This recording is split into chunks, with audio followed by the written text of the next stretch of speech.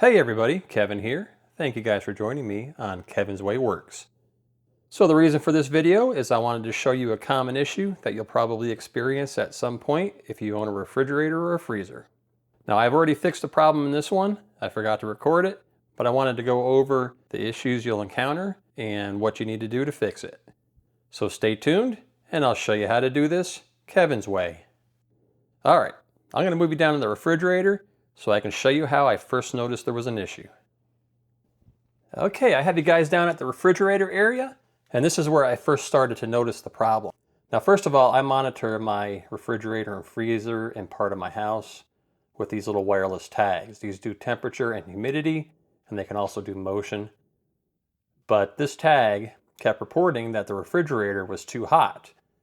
And when I would go look, it would say it was, 48, 49 degrees. So if we put a whole bunch of water bottles, soda cans, and other things in here that are warm, that can happen. But this kept persisting for days. So after 3 or 4 days of it being almost 50 and then it's just slowly going down, I knew that we had a problem. So I came out, I checked the dials, all the dials were fine. Checked the freezer was freezing just fine. The temperature was perfectly fine. But I did notice when I opened the fridge that there were puddles of water and all the boxes for the sodas were soaking wet. I also noticed all of this condensation that you can see up in the drawer here. Hopefully that camera picks that up. And in the bottom of the drawers, full of water. So let me get you down there so you can see that. So see all that water sloshing around in there? Yeah, that's not supposed to be there. So anyway, that tells me we have a problem, obviously.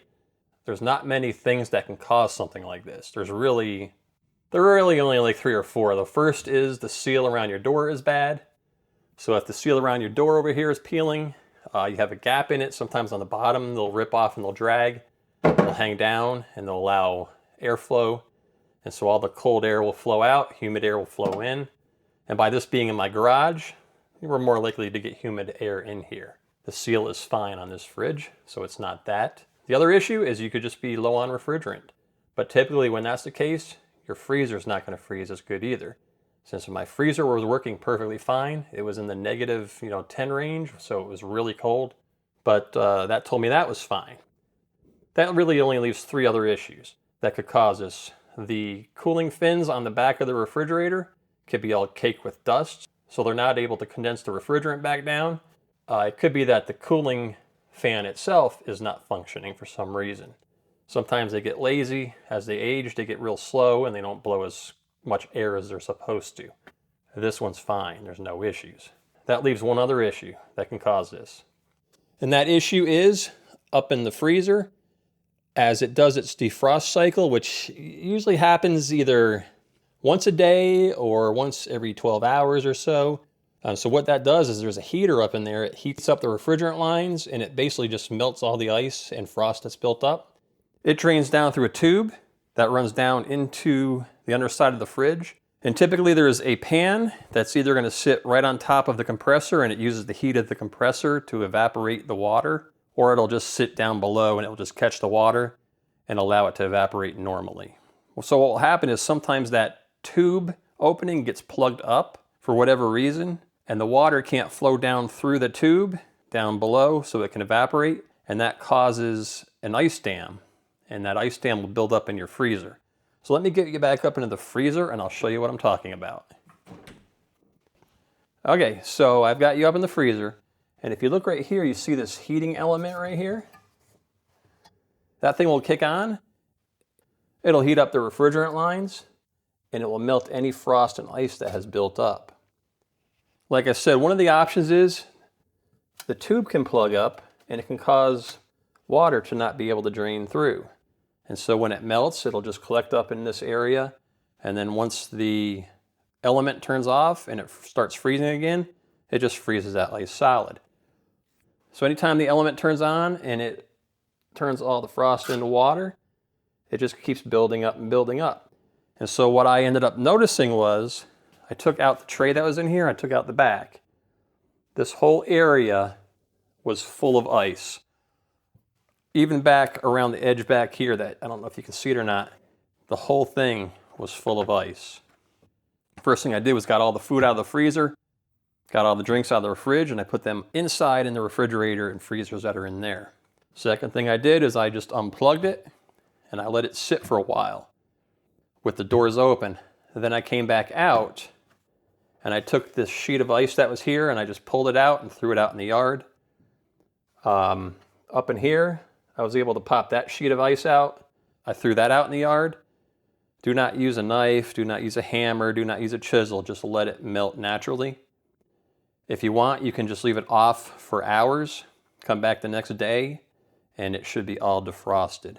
After it's defrosted, you need to clear whatever the blockage may have been. So in this case, this one has a hole. So this pan actually is, just free floating there. There's actually just a gap under it. There's no seal between the pan and the plastic below.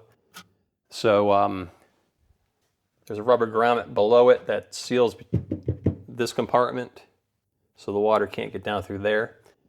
So anyway, what happens when this element runs and it starts melting the water that's in here, it seeps down into this area, down into the fridge, and then it gets on the shelves and it gets into the drawers.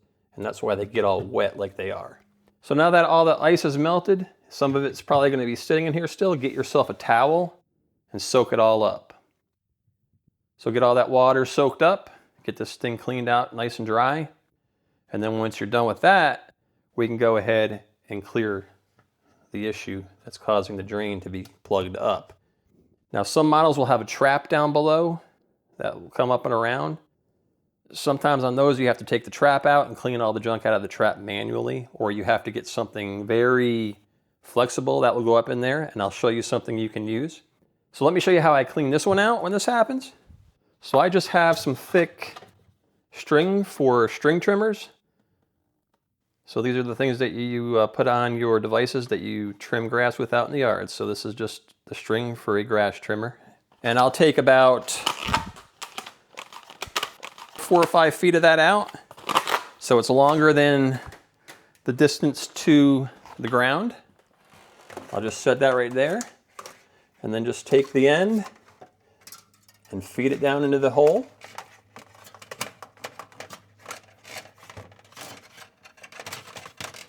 And if you feel it hit anything, don't try to force it too bad. You might damage something. But if all is good and you're clearing out the junk, eventually you'll hear it in the back, or you'll hear it or feel it hit something. So right now I can hear it hitting down out in the back. Make sure you have the fridge off. You don't want this to get down in the fan and damage anything. So once that's done, I like to take the cover off the back and just make sure that it's all clean down on that side and that there's no more junk on the end of the tube. If there is, I might run it through a few more times just to make sure it's clean. So that's how you do that. Let's go ahead and go around back and I'll show you what it looks like back there. Okay, this refrigerator was made in December of 2001, so it's almost 24 years old. This is not a high efficiency refrigerator. This is one of the ones where it just has a fan, and that fan is just pulling air through over the compressor to cool it off. So it doesn't have the big cage around it that gives you much better efficiency, but this thing still works great, and it doesn't use a lot of electricity anyway to begin with. So back over here, you can see how our cable came through, and doesn't seem to be any sign of any junk in there, so nothing came out into the pan. And in this case, this one just has a pan, so typically these just fill up and evaporate on their own. You don't have to ever touch them.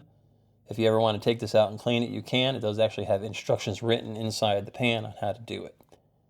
If yours is like this, where the tube just comes straight down through, you don't have to do anything special. If yours has a trap that doesn't pop off, you can get yourself some thinner gauge trimmer wire if you need to, or you can try the thicker stuff like this and run it through it. All right, guys, that is what happens. That's how you fix it. So once you have everything fixed, go ahead and reassemble everything, turn your refrigerator back on, put your food back in it, and you're good to go. So I hope that was helpful for you guys. I hope that fixes your refrigerator problem. And if it did, it'd be awesome if you could give this a like and if you could subscribe. And thank you guys for watching. Kevin's Way works. Uh-oh.